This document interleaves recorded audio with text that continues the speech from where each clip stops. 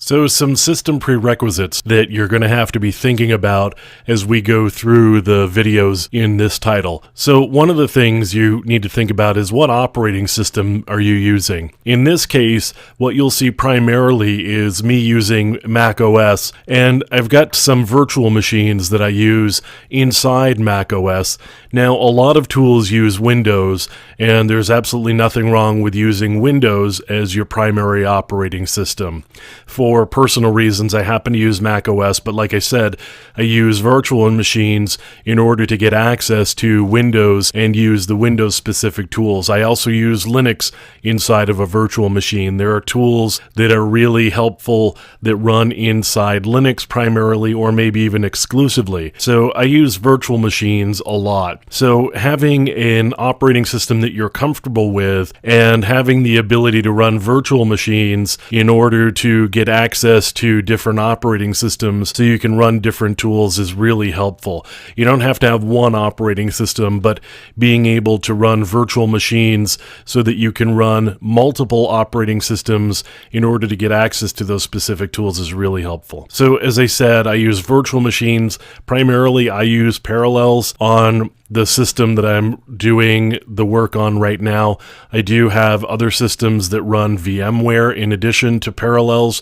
VMware works fine. Either of these are great tools. You can also use something like VirtualBox, which is a free virtual machine software, and any one of those is going to be pretty good at being able to do your virtual machines for you.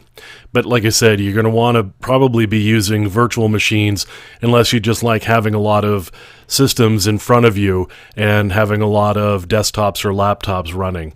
Virtual machines really handy. When it comes to hardware, really you're looking for a lot of memory, as much memory as you can possibly get. So 64-bit operating systems and 64-bit hardware as a result, really important, so you can put a lot of memory in. If you're running a lot of virtual machines or even just one or two virtual machines, having that additional memory will keep your systems running pretty quickly and reasonably responsively. Having speedy hard drives as quick as you can get them.